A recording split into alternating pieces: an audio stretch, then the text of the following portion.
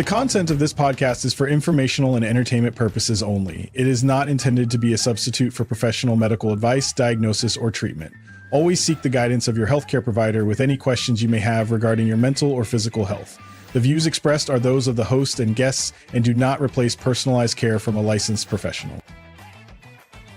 Welcome to Mindful Moments with Pedro Morante, a space where a nurse practitioner and educator shares real talk on mental wellness, mindfulness, and navigating life in and out of healthcare. Let's take a moment to breathe, reflect, and grow together.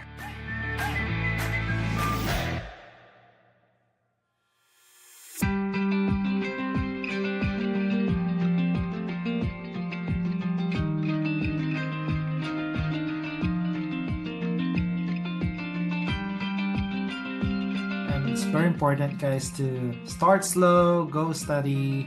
No, it's not a fast race. We're all in this together. There's a lot of anxiety, depression, and PTSD going on. So just need to make sure that our message as a provider is heard by our minority patients. Making sure that we are here for you.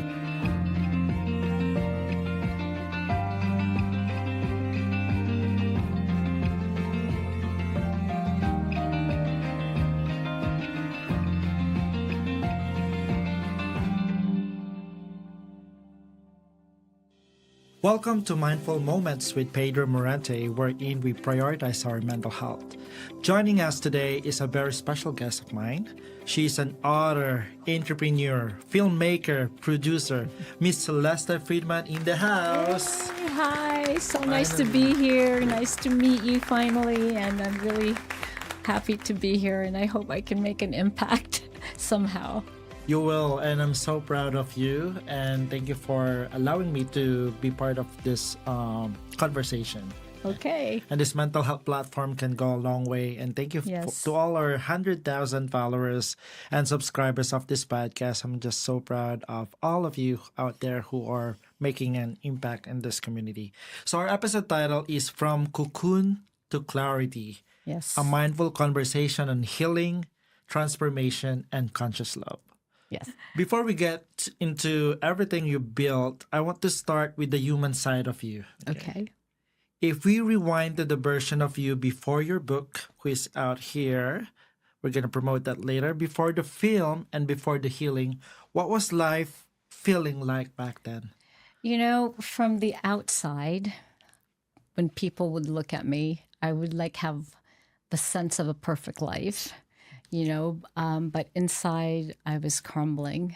I was a mother. I'm a mother and a professional, and I was working, but yet there was just always something that wasn't right, something that was missing, and it was hard to keep it together at times, And since this is a mental health podcast, I want to touch on that.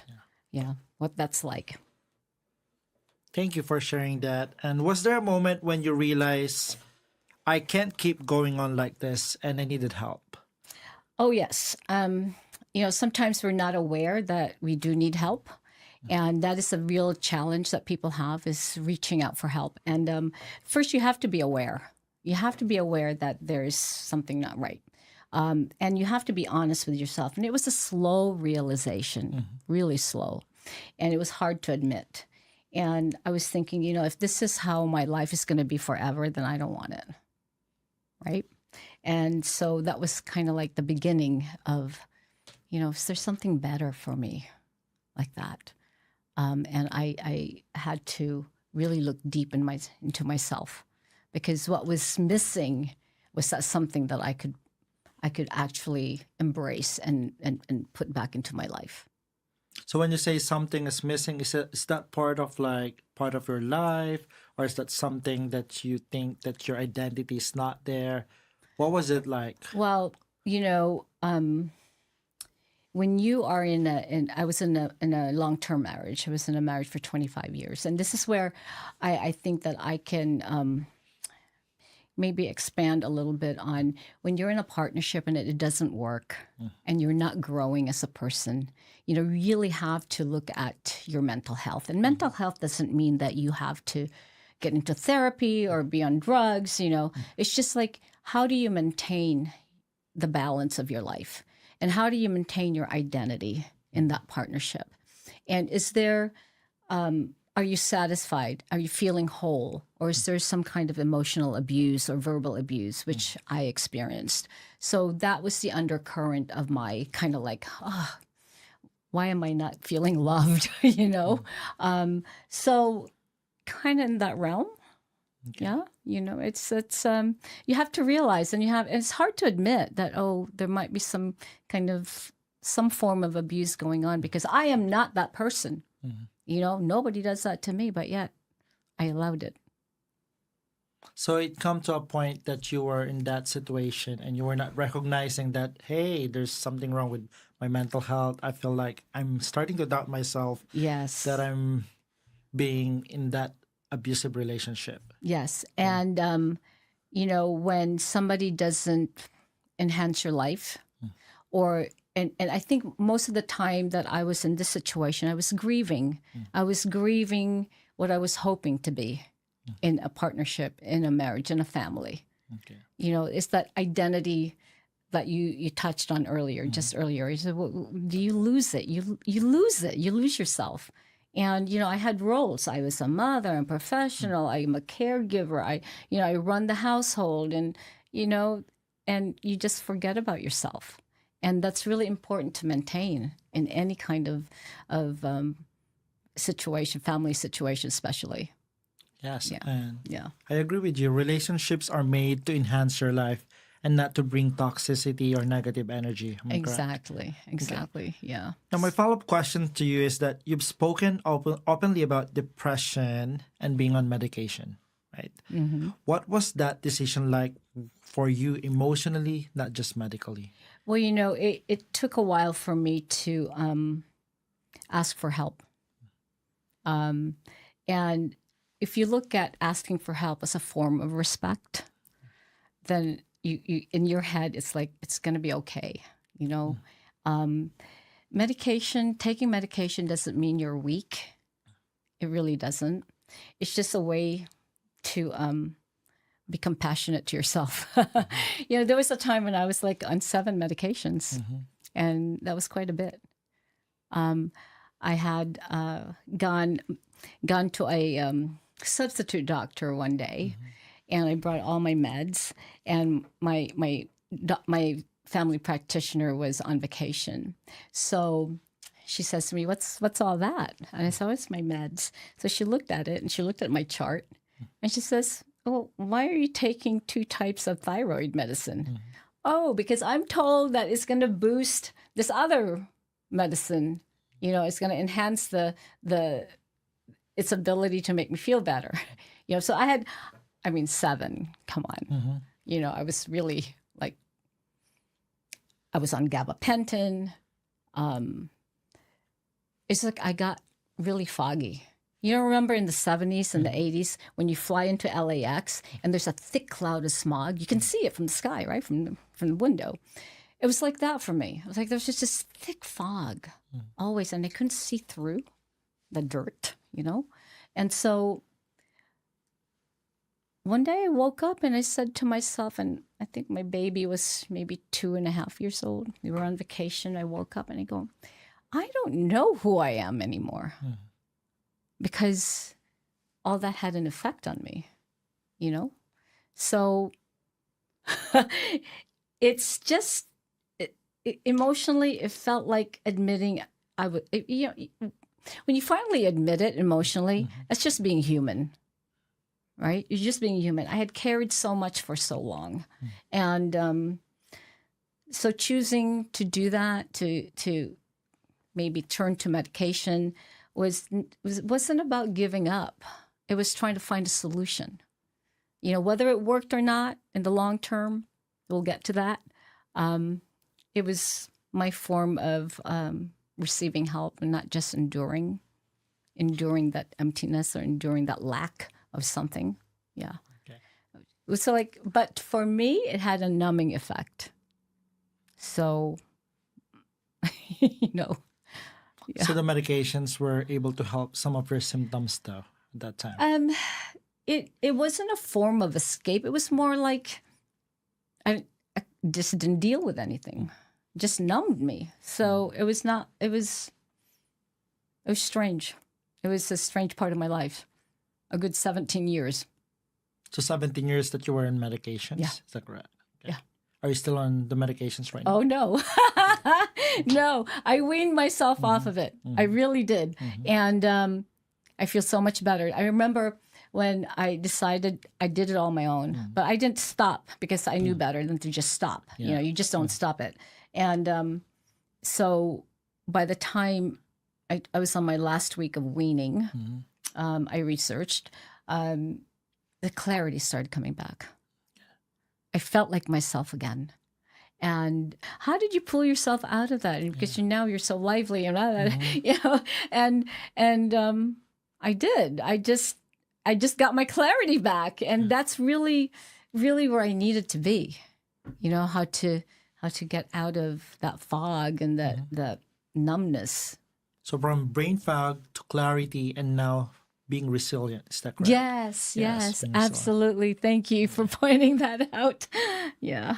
Now, looking back now, how did that season change the way you see yourself and your mental health?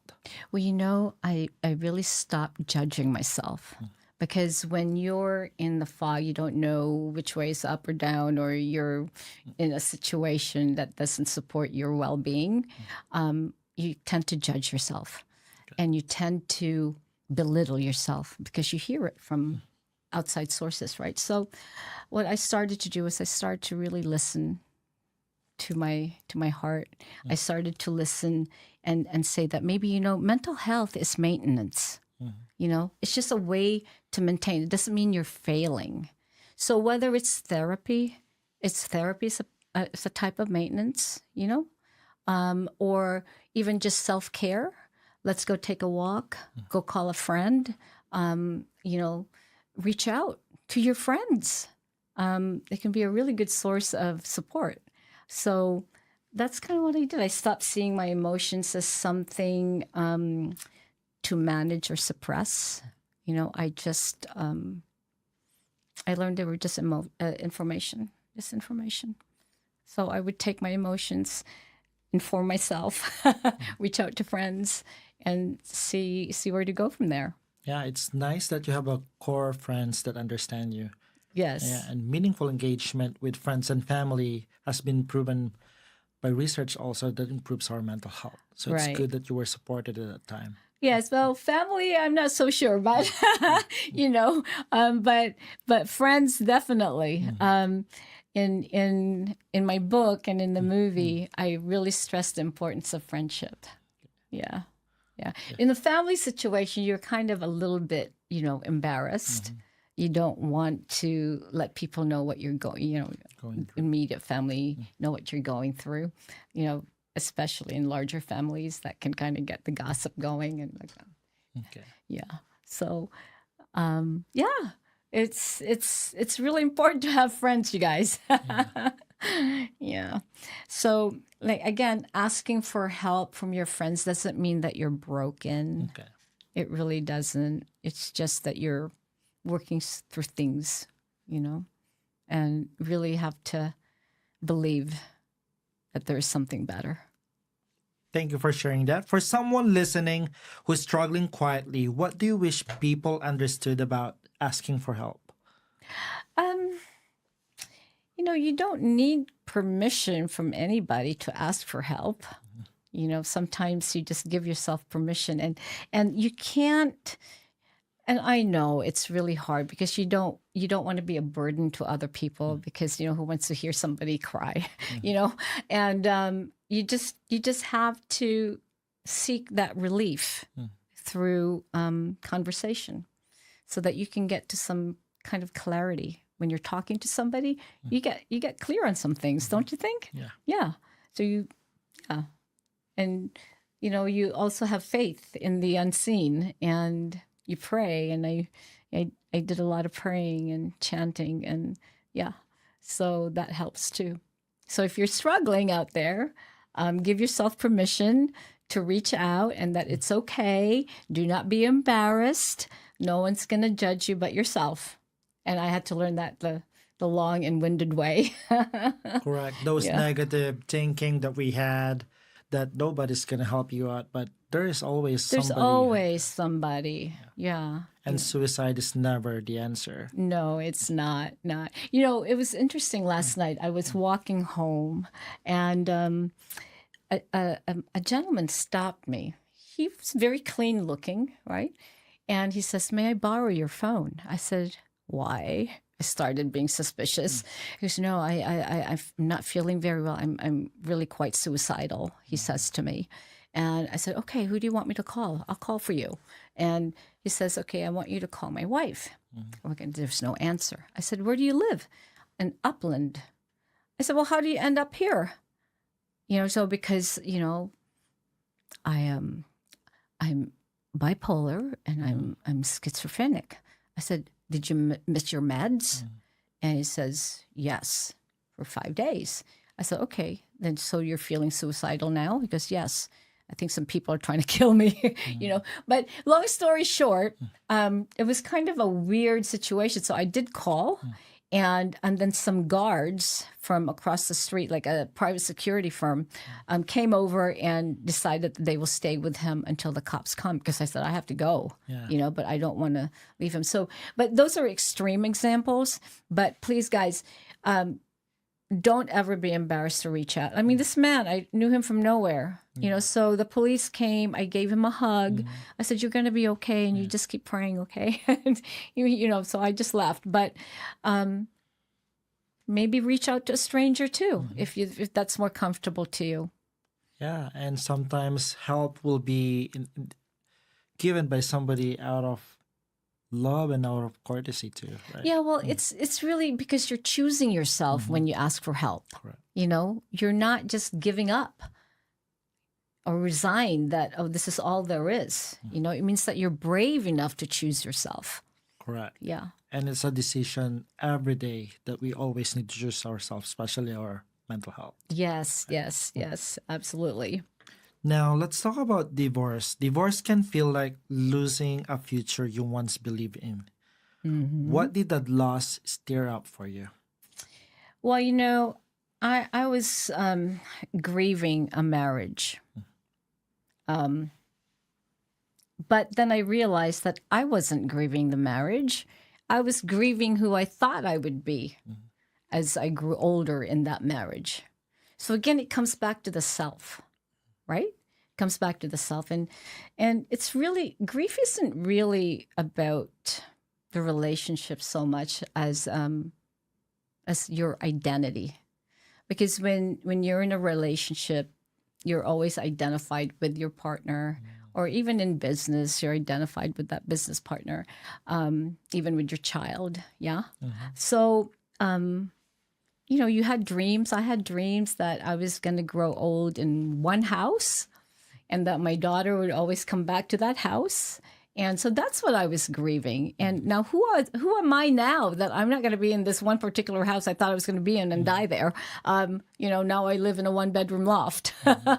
So you have to shift. You have to shift. And it forced me to ask, who am I without the story that I had planned? Honestly, it really comes down to the individual. And how are you going to identify yourself? So that's how, but of course there was anger, a lot of anger, because it disrupted my plans. Correct. Yeah. So. And with the patients that I see also, I always tell them that any loss or any divorce, the first step that you always need to understand is the brain chemistry.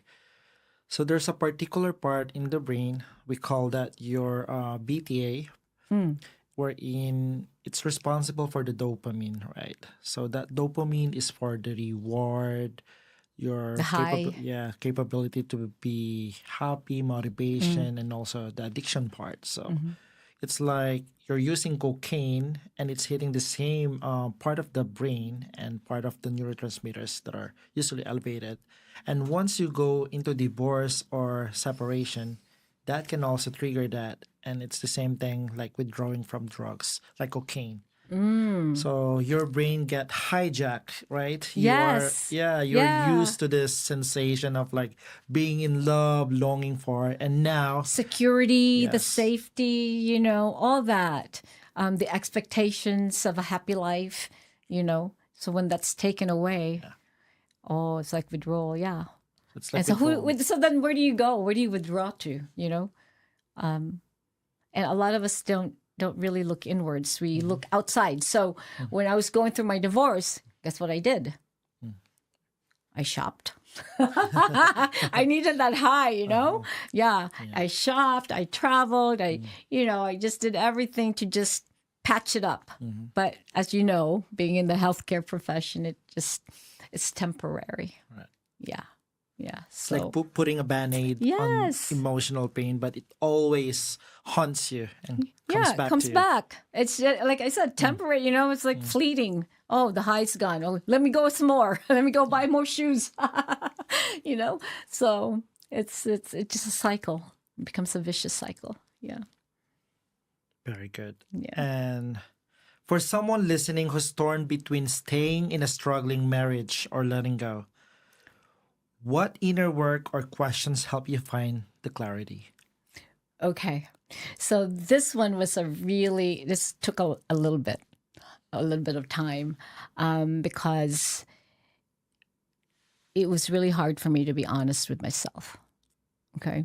To get to clarity, you have to be really honest with yourself, and you have to learn to trust your inner voice. Now, when you have the confidence of an amoeba, do you think you're going to trust your inner voice? You know, no. So how do you rebuild yourself? You know, going through all that anger, that pain, that blame. I mean, it's just a swirl in your head. So your question is, what helped me find clarity? Loaded question. So I kind of learned how to sit with the discomfort, and I had to shed the things that didn't work. And that takes a lot of, just looking deeply. And so what I did a lot during that time was I journaled, and journaling really helps. I don't know if you tell your clients to do that. Yeah, but it's and eventually, your mind recalibrates, and you get to look back on what you wrote and say, "Oh, that's how I felt the other day," or "How come I did this?" So journaling really helps, and I encourage a lot of people to do that. Yeah, it's it brings you clarity. Yeah, because then you can see whether you're growing or regressing. You can see your thought patterns developing. Yeah, so that would help. And and I know it's easy for me to say, do not operate out of fear. But when you're faced with the rug being pulled underneath you, and you're going like, that's when a lot of people turn to alcohol and drugs. It's because the uncertainty of it all. What am I going to do? I haven't worked in 15 years. So that's a lot of fear. Yeah. But so you just have to really dig deep. Yeah. And go back to your roots, and making sure that the first initial step is always not to make sure you're doing the thinking of like loss and gain. Like, what did you lose out of that relationship, and what did you gain from getting out of that relationship? And those are the first steps that you really need to make sure to identify. But don't get too obsessed with it, because if you get stuck with it, then you're gonna be more. There's more blame, right? Like blaming yourself inward. Yes, and for some of us, it's easier to blame the other person, or circumstances. So, part of my book is dealing with karma, and that really, when I was introduced to the notion of karma, I realized that I could change my situation. and that I don't have to be run by the circumstances, and that karma is actually responsible action. I know it's a balance of things and cause and effect and all that, but it's really about responsible action. And so when the people ask me, well, where's the karma in the movie? Then I have to explain, because our notion of karma is like, whoa, somebody's going to, you do something bad. It's a punishment or something. Right. But that's not how I define karma. You have to be responsible for your life. And that's part of the honesty. Is how responsible are you going to be for your life? You're just going to let things happen to you, or you're going to take the bull by the horns.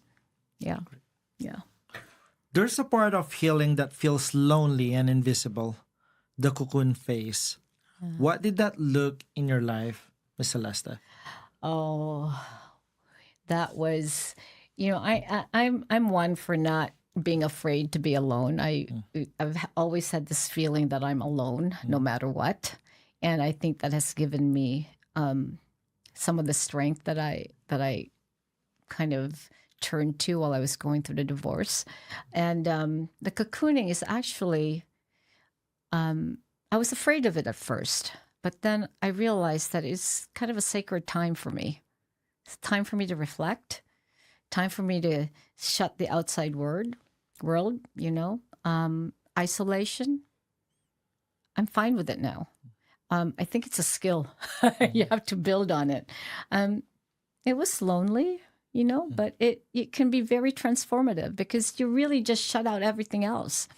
And it's really necessary, I think, that you spend time in isolation. So after the movie premiered, I decided that it was time for me to regenerate, to recalibrate. And so I spent about 2 weeks just not taking too many phone calls, not going out, and just reflecting on, it's really helpful when you look and say, what have I accomplished? What am I good at? I mean, you got to talk to yourself about these things, and this is the time that you rebuild your relationship with yourself. So you don't have to look at it as a dark place. You can look at it as regeneration and, time with yourself, quality time with yourself, and asking those hard questions. Yeah. I mean, do you ask yourself hard questions? Of course, I think it comes to a point that we always need to know our purpose, right? And also we need to know our self-worth, right? Yes. That our worth is not defined by the relationship, but how we move forward from it. Absolutely. Yeah. I mean, shutting the door isn't easy because we have memory, unfortunately. So, but we have the power of choice, so we can keep the good ones and just shut out the bad ones. Yeah. So that's kind of where I headed. Yeah. Thank you for that. Now let's talk about your book. Your book, Butterfly, is such a powerful symbol of transformation. Can you tell us more about your book and about your personal realizations from your book? Okay. This book was really written as a memoir. It's based on my journal writings. I had lost somebody very special in my life, and it was a shock. He passed away with a heart attack, so very unexpected. And so I was able to, again, turn to writing about my feelings and being able to say things that I wasn't able to say to him. But the book was actually my way of healing as well. And it helped me to see that my life is a journey, and it will continue and keep continuing. So I had to remind myself that transformation is messy. Yeah. It doesn't go in a straight line as like we would like it to be. And really the book deals with loss, but then I also describe the relationship that I had with this man, this special man. don't get me emotional, and how love changed me. And coming from a background where I had forgotten what respect looked like, and this man showed me, reminded me that what it was like to feel respected as an individual, as a woman, as a dreamer. And I like to dream. It's free. So when you have love back in your life like that, you can really soar. And I transformed in that journey, that part of my journey. And so I'm very appreciative for that time that I had, although it was rather short, 3.5 years. But I'm grateful for that time in my life. So I was able to get to a point of some closure, but what I wanted to get to really emphasize is when you're transitioning from some grief and some love and all that, and all the end point really is, the end of the road really is that you come back to yourself, and to become new again, you have to get back into connection with the self. Yeah. So writing Butterfly helped me to see all that. Yeah. The metamorphosis, I should say, right? Yes. Sure. And it was, sorry, I got teary. And the core truth really is that, the book wrote me as much as I wrote it. Yeah. It's amazing. Congratulations on your book. Thank you. Oh, let me just do a little plug. So the butterfly here shows a broken wing, right? This is a broken wing. So we all walk around life a little bit broken here and there. It could be physical, emotional, mental, whatever, right? But by the end of the book, so at the back of the book, the butterfly is whole. Yes, and there's a QR code right here. And the QR code is to a video on YouTube that a friend of mine, Alfredo Violante Widmer, he's a musician and all-around creative. He did a video and wrote a song accompanying the video and named it Celeste. It was very nice of him. It was very thoughtful. He and his wife surprised me one time with it. And I so touched that I decided to use the butterfly as the cover for my book. Wow. Yeah. And again, supportive friends, it really helps. Yeah. Thank you for sharing that to our audience. Now, you also have a film, right? Your film, Love and Karma. They explore how our choices, patterns, and past experiences shape the way we love. How much of that story reflects your own journey? And tell us more about the film and what people should watch out for this film. Okay. So in the last couple weeks, people have asked me about, love and karma. We get the love part, but we don't get the karma part because, especially in our culture, Filipino culture, that karma is something negative, right? Yeah. Like, watch out. Karma's going to get you. So people are expecting something tragic or, would come out of it. But actually, Karma is the resort called the Karma Resorts in Bali that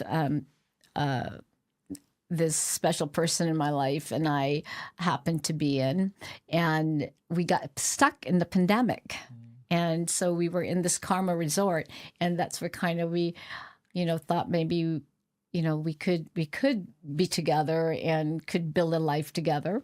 And so that's how I could go, okay, we're making a movie. It's about love. Well, we can't just call it love. And then I was looking around, the environment. Oh, wait, we're in a Karma Resort. We could just call it Love and Karma. Okay. But actually, there's a deeper meaning. Because karma, again, like I said earlier, is that it's responsible action. And I always want to tell people that when you have karma, you can and you find peace in yourself, you can change your karma, right? And you can change your circumstances. And if you base it in love and faith, watch out. Wonderful things can happen. Yeah, so it's a different way of looking at karma. And it really, I learned that from the Nichiren Buddhism. I was introduced to it in March of 2023, and it just kind of opened up some other means of spirituality for me. Yeah. And so I invite you, the audience, to look into, karma is not so negative, and that it actually can bring positive changes, and that, you have the power to change your circumstances. Believe me, I'm a big testament to that. I am. And if I can just tell you some of the things that I was able to achieve in just a short period of time, not to brag, but, take off those limiting beliefs off of your head, dust them away, and see what you're capable of. I love how you emphasize on karma that comes in two forms, the good and the bad. Yeah. Right? Yeah. It's like yin and yang. Yes, right? yes. Yeah. But you have to be responsible, because you can't do good and then do bad and not be responsible. I mean, it just really boils down to having a balance and being responsible for your actions, cause and effect. Yeah.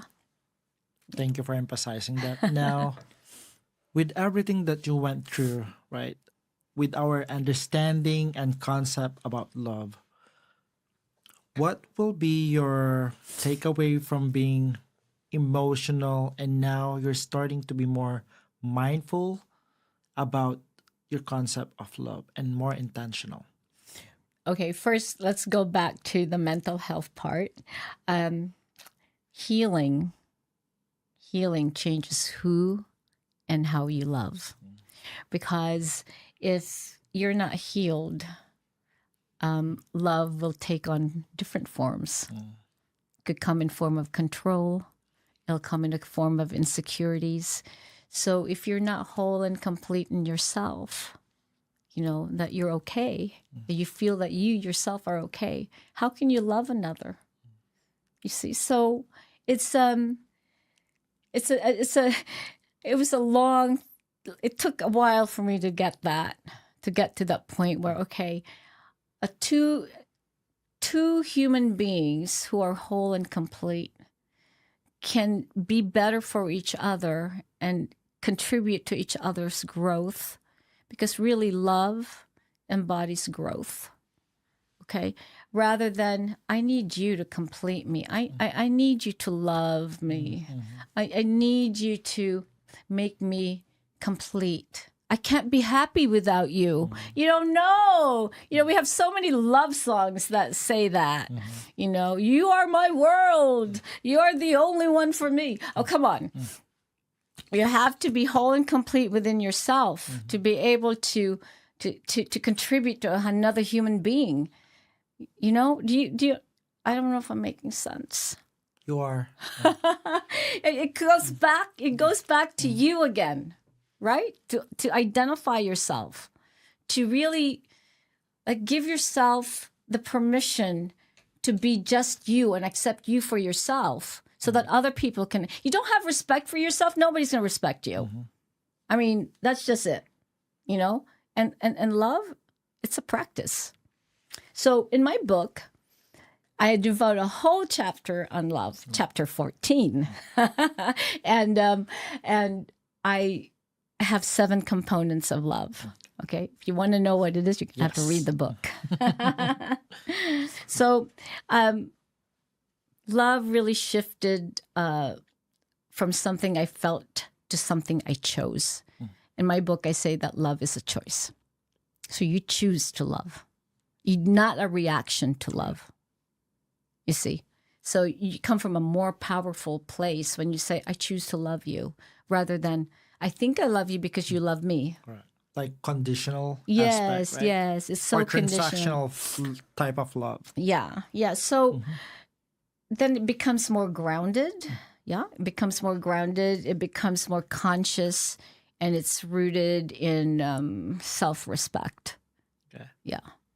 Now, after a heartbreak, trusting can be very scary. Yes, right? Yes. How did you navigate entering another relationship, or what are your concern about trusting another man while you enter another relationship for that?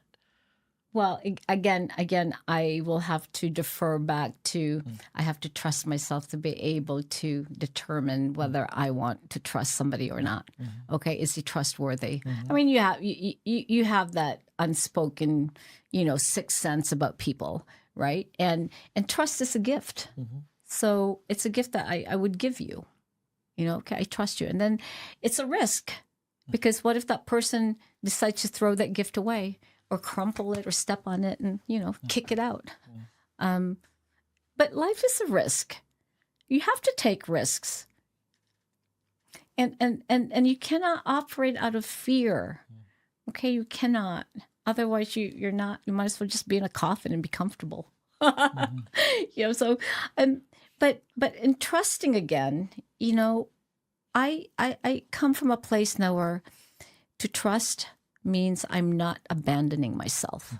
So then I put barriers, I put boundaries on how I will trust another man to love me. I mean, when you're trusting somebody, you actually say to that person, I'm giving you my life and I want you to make me safe, to feel safe. And I want you to make me grow as a person, because love, really, you need to let love free. And that's so when you trust, it's risky, because then if it doesn't work out, then you're in pain. Right. But you know what? Pain is okay, because that means you're alive.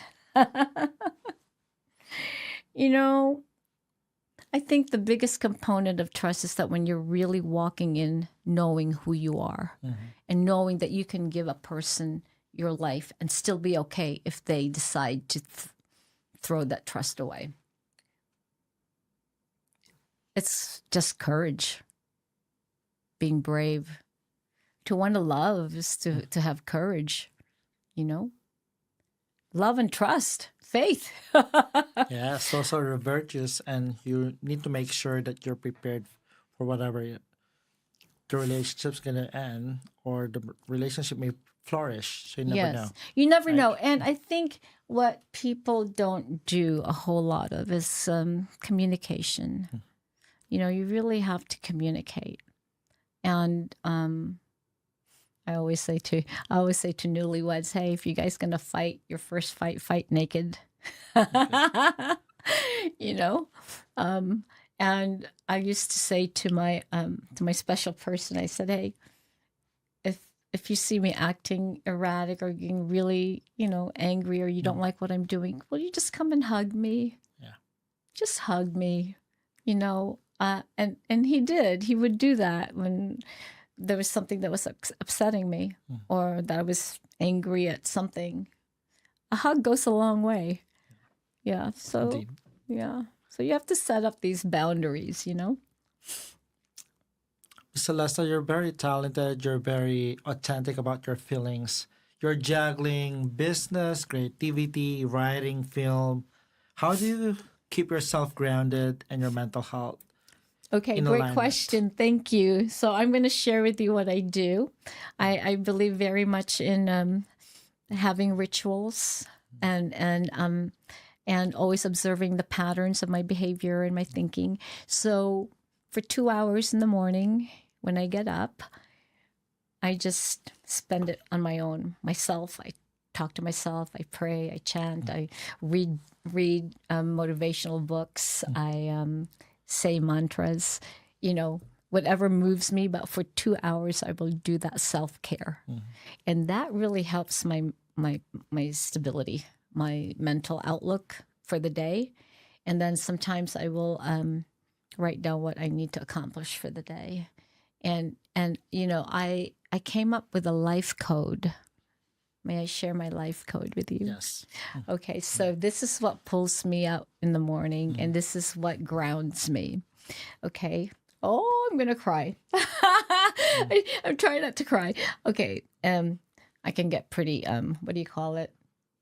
it's not corny. What's the other word? Anyway, it'll come to me. So here's my life code.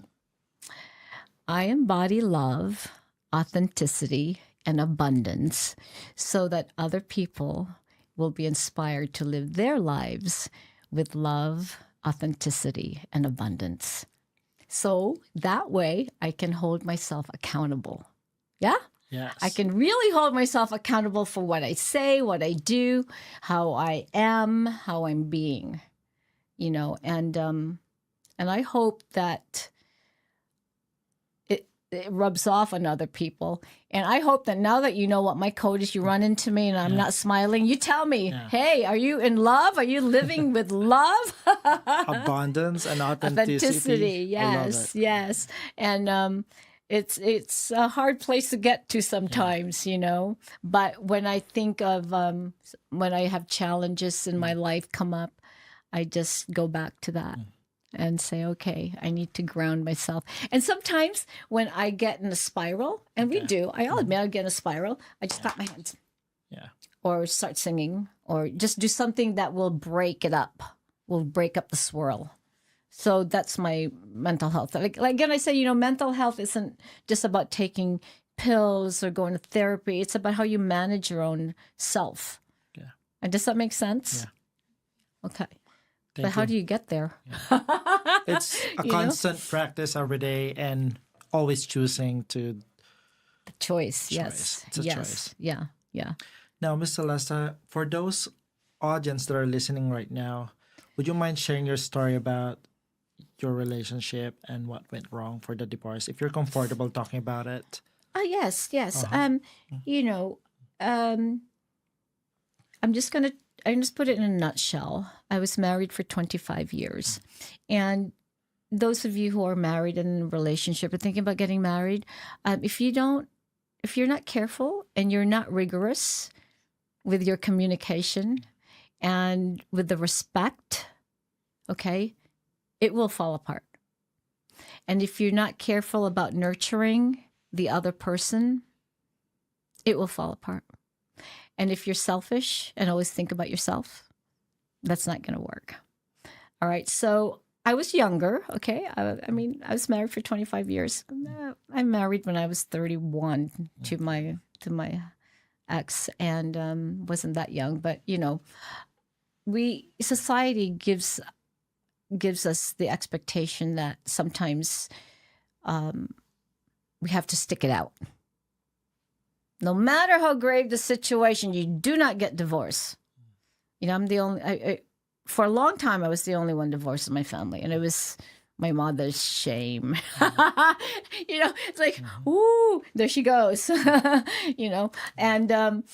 you have to just remember that growth is very important. If you don't grow together, maybe you revisit the relationship and you say, maybe this isn't working out anymore, And you don't have to be mean to each other when you get divorced. My God, when I got divorced, I joined the over 50 and above women's divorce group.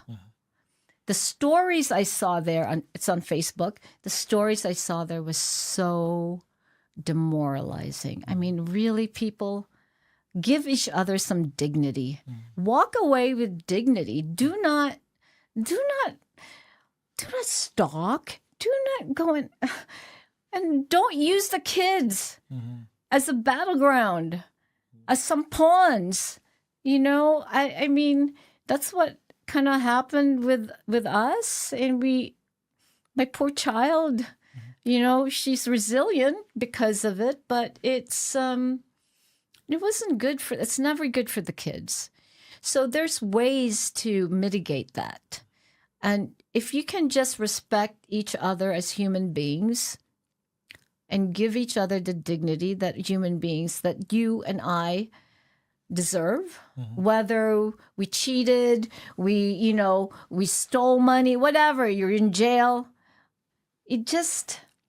We're all human beings. We're all after the same thing, which is peace and love and happiness. So whether in a divorce, we can do that too. I know some people who are just extremely happy to be divorced and they're still friends.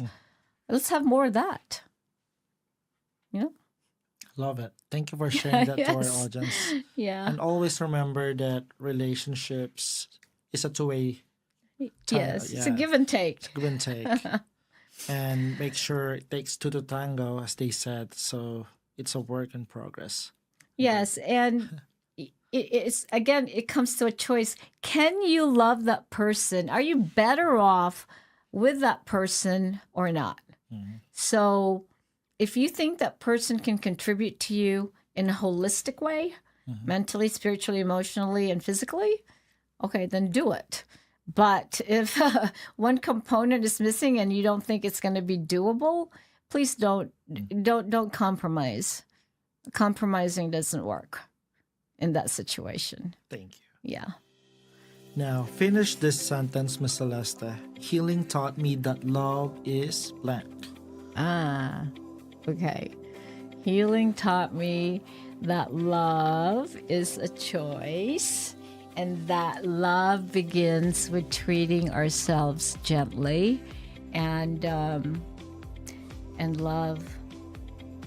Healing taught me that love is possible, that it's there for you to take if you're open to it. Love it. And healing takes time, right? Yes, and I actually am working on a one-on-one course where I can accelerate this healing. Yeah, and I hope that it, my ideas and my experience will come through so that I can help, women maneuver through divorce and grief, and I'm really looking forward to that, to being able to do that, to coach people. Yes, I think a lot of our listeners right now can definitely relate to that. They're being stuck in depression, divorce, or feelings of self-doubt, and any Yes. heartbreak that they're experiencing. What will be your piece of advice for them if they're listening right now? Okay, don't be so hard on yourself. Everyone, there's no reason. I realized that we are really the biggest judge of ourselves. Okay, it's not coming from anybody else but us. So you're not behind in anything, and in this journey, always think that you are becoming closer to who you're meant to be. Can I just tell one more story? Do we have time? Yes. Okay. So when I was about 9 years old, I got the German measles, and I really wanted to go out and play. And my mom said, "No, you can't. You're going to get everybody the German measles." So I think it was like almost over. It was not this itchy, right? So my mom put a bunch of ointment on me, and I went out and played. And when I got to where my friends were, they looked at me, screamed, and ran away. I was shocked. I said, I just wanted to play. And basically that's where I kind of like am back to that point in time where I reconnected with my child self, and I just want to play. I just want to play with people. I just want to play with the world. I was going to do lots of fun things, and if the challenges come through, and there will always be challenges, I'm not going to deny that. I just, I know that people will want to hurt you. People will want to do bad things to you, but you also have to learn how to shield your energy. You also have to learn how to manage yourself. But basically, intrinsically, human nature, we just want to, if we can just be childlike like that, some people, children, have you noticed children, when they play, they grab each other's toys, they get mad at each other, and then 2 seconds later, they're back being buddies? Yeah. Why can't we all be like that again? And it's just that kind of energy that I really want to keep doing. And when I think about, okay, I'm ready to go and network. Okay, so I want to have that kind of energy. Like as a child, it just wants to get to know people and to see what makes people tick, and but yet at the same time being careful. It's complicated balance, Yeah. Thank you, Ms. Celeste Friedman. And can you invite our audience who are listening or tuning in right now to get your book and also the movie that you just produced. Okay, so the movie, it's called Love and Karma, is doing the film festival route right now, and I will be announcing where the next one will be. And for my book, The Butterfly, it's available on 20 platforms right now. So if you just Googled Celeste T. Friedman, Friedman, you can choose your favorite platform to order from. I'm on Smashwords, Kobo, Barnes & Noble, Apple Books, Amazon. It's there. So I think it's available internationally now. I'm not sure, but yeah. Get your copy, guys. Amazing book. Yeah, and I'll be announcing where my next book signing will be soon. Yes. I have 2 planned for January. Yeah. Great. Yeah. And your movie? Oh, movie. Yes, I'll be announcing when the next showing will be as well. I'm not sure yet, but it should be released sometime next year before summer, or we'll see. Still in the works. Yeah.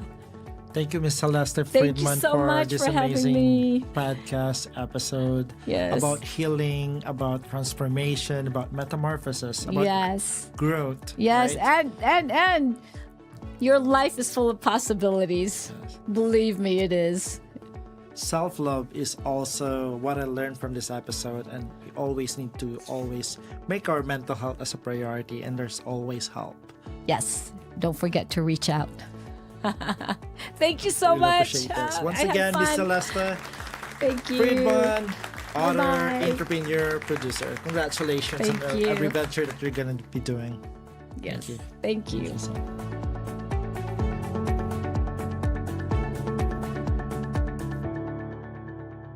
Thanks for listening to Mindful Moments with Pedro Morante.